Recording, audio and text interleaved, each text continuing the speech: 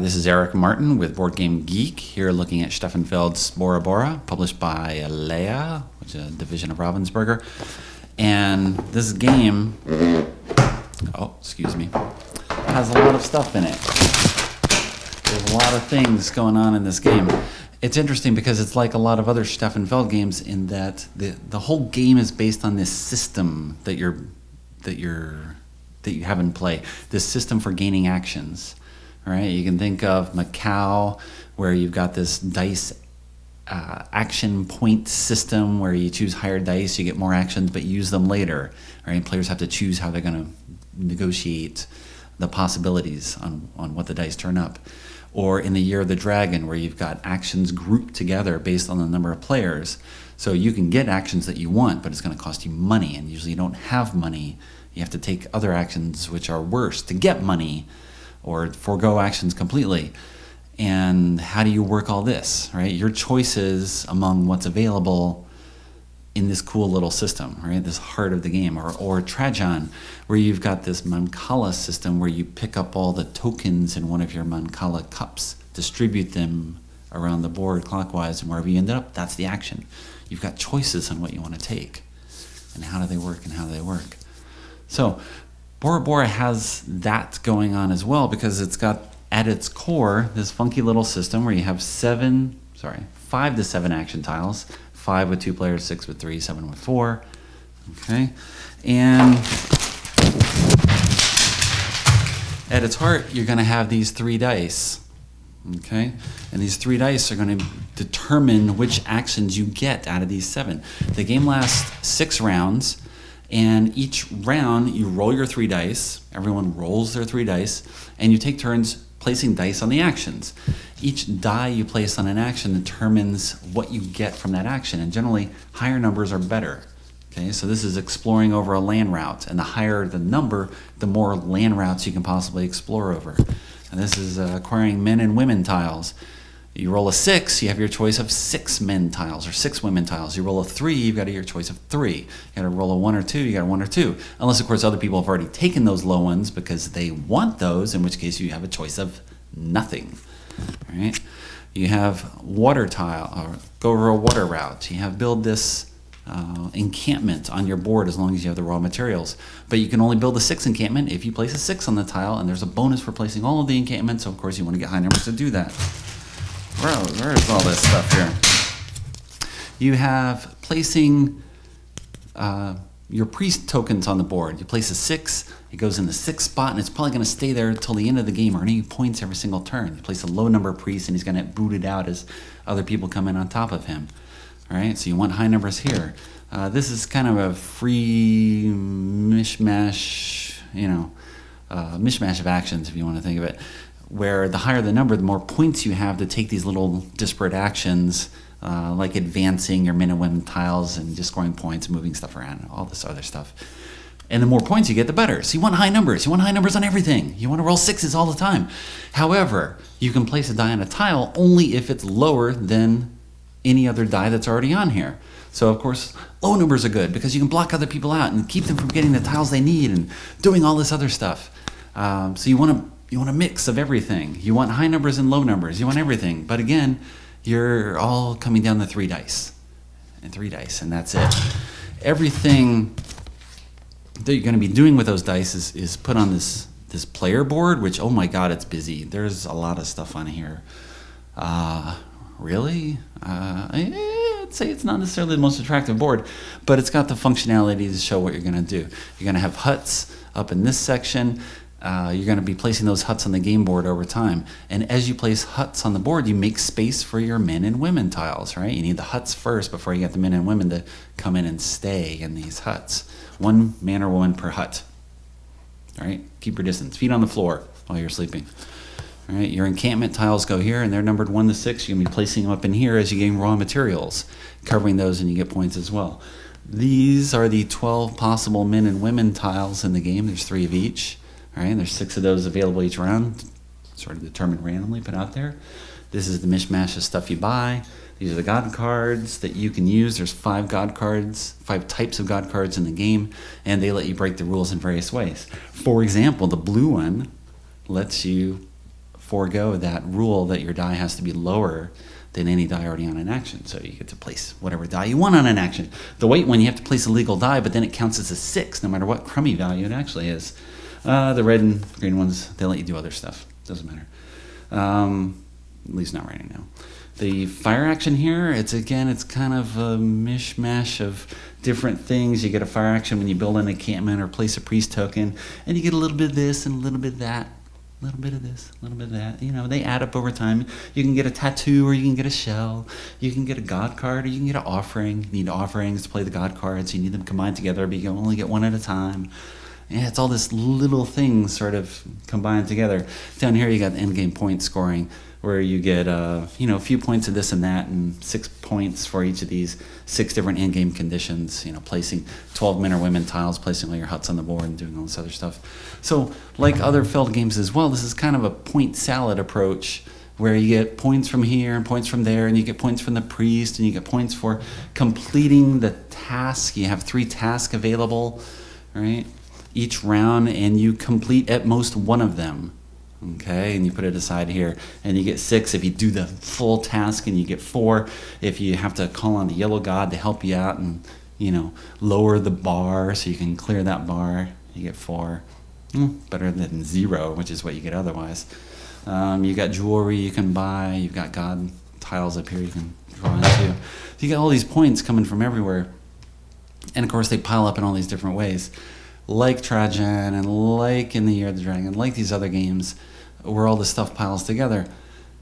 So it's like a Stefan Feld game, right? It has this core system and then all these different things you can do, and they tie in together. Interestingly, the actions all seem to tie in better than in Trajan. I mean, I really have enjoyed Macau, in the Year of the Dragon, Notre Dame, some other ones.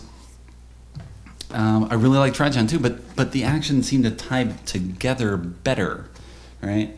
So you have to, again, move the huts onto the board to claim resources, which will let you build encampments. And as you mill the huts out, you get to put the men and women in here. And each man and woman has an action as well, all right? So each round, you are going to be using your dice actions. Then you get to use one type of woman tile and one type of man tile in the order of your choice. And if you have similar woman tiles, then you combine those actions. Similar man tiles, you combine those actions. So you get these weak actions that then you can group together. Although, of course, you want a diversity of men and women tiles to complete tasks, or to give you more choices on what you can do. Because if you can't go over a land route because someone else put a 1 on it and you don't have the right god card, then maybe you want to use the man tile that lets you go over a 2 route, so at least you can expand a little bit on the board. Again, there's all this stuff you want to do, but it boils down to, we've got 6 rounds with 3 dice in each round. There's a backup action where you can just put a die on a board and get 2 points, but that's a loser action that you never want to take if you don't have to. So you've got 18 dice actions possible. That's it. And then you've got a man and a woman action possible each round. So again, that's 12 more possible actions, 30 actions total. And that's it for the game. All right. This is all like his other games where everything is very compact. You're kind of limited in what you can do, but you have to work within this system, this dice system, to see what happens. I've played twice, once with 2, once with 4 people. It's worked really well both times.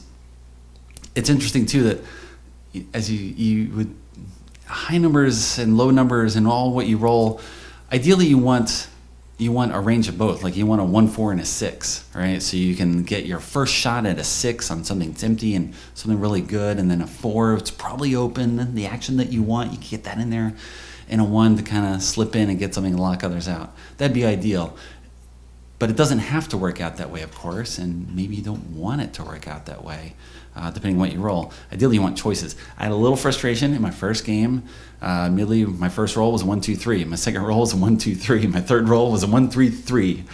My fourth and fifth rolls, I didn't remember. My sixth roll, 1, 1, 1, while I was taking the first action in the round. So that was a little frustrating. I did come in fourth in that game. That is not because of my die rolls, though. That is because I chose a stinky strategy, and I missed all the bonuses that are on the bottom here.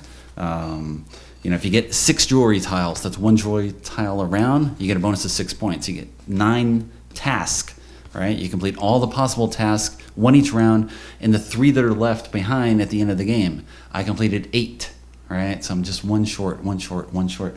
And that's sort of the whole goal of the game too. You got to figure out a focus for what you want to do. And if you are shooting for jewelry, or you start with jewelry, if you miss the jewelry in the first round, forget the jewelry, unless of course you are forced to pick up a task tile that requires you to complete 2 pieces of like jewelry, or you just want some points from jewelry, or you want to hose over someone else, or whatever the case is. But you're shooting for those bonuses because of course they just double up the points you already get. You get points for something, and then you get more points for doubling it up. So much stuff going on in here. It's really involved. You can see how it works. What else is there? Man, I've just been ranting like a maniac for minutes. I mean, you got all the components here. You got all the choice for men and women tiles. I haven't shown the board. Well, why not, Eric? Show the board. All right. Show the board. Wow, this is not necessarily a piece of graphic elegance here, but it gets the job done. It shows everything that you want to do. You got the 12 little land spaces on the board. You've got regions to move from if you have the certain die roll. You got jewelry here. There's 6 rounds. You can only buy from one of those 4 pieces of jewelry in the first round, and then one of those 4 in the second, one of those 4 in the third, and so on and so on and so on. All right? That just sits there. You got this tattoo chart up here, which is going to determine turn order, like so many Steffenfeld games have. You have something with turn order where you can manipulate that and get first, so you can choose what you're going to do. But you get tattoo points by advancing your men. Okay, advancing your men is one of the salad things up here, where you spend a point and you take a man tile and you lower them a little tiny bit on the board here and cover this tattoo space, and then you get these tattoo points on the men tiles, which translates into actual points and then player order. So all this stuff sort of working in together. You get shells if you advance the women tokens, and you spend shells for jewelry, which you buy here. So the priest chart, again, you get god tokens. A god token lets you, take one of those special actions. There's other actions as well, the other god actions. There's these little fish tokens which go on here. More points, more points. When you place a hut on a region, you go into this central square, and you get that object, right? You get that stone or sand, you get wood, or you get an offering, which you use with a god tile. But if someone else comes in there later, they put you to the side and they go in that space. Well, at the end of the game, if you're in that square spot there, you get those bonus fish points, which range from 1 to 6. It's, again, all these little things that go up. There's a god card that lets you score fish points right away when you go into a location. Okay, that's good. You get a few points here and there. What else do we have? The men and women chart, again, right? There's 6 available each round. You flush the board for whatever ones aren't taken and put out new ones. These are the task tiles. You're going to have 2 more tasks than the number of players. You fill this up each time and then flush the board. That doesn't happen. And down here, you got the handy-dandy summary of what the actions are. You roll the dice, do all the dice actions. You do the men and women actions. You got some maintenance. You do the tattoo, player order point thingy, and the priest thingy where you get 1 to 2 to 3 points for priest in the first and second, third and fourth, fifth and sixth round, 1, 2, or 3. You get points for each of your priests up there.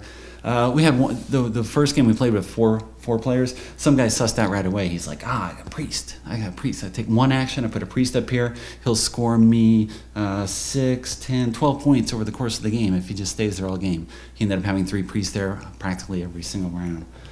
He ran away with it, but not because priest is a broken strategy. It's because, number 1, we ignored it and just let him get away with it. Number 2, he had the 6 and 5 spot. No one could ever roll 6 and 5. Get him out of there.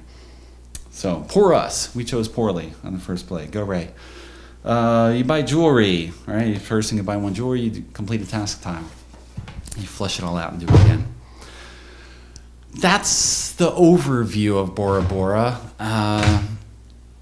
If you like Steffenfeld games, you're probably going to like this Steffenfeld game because it's like all the other ones in terms of how it's done. It's just done really well with, you know, nice tight choices from my 2 games experience. You know, I'm speaking limited experience here, okay? Grant me that. But you can see how everything fits together, and you can see immediately how to do things differently next time, and what you shouldn't do and what you should do, and how everything goes on, and how to use the God cards better. First game, I hardly use them at all. Second game, I use them quite a bit to get these bonuses, or to use the green God action, which lets you double up on a man or a woman tile, or use a second one, right? So you got to use all these things, these little bits here and there, and tie it all together. So there you go. That's the summary. Now I have to pick up my game, which I've scattered all over the room. Why not? Woo! Bora Bora everywhere! Ah! That's it for now.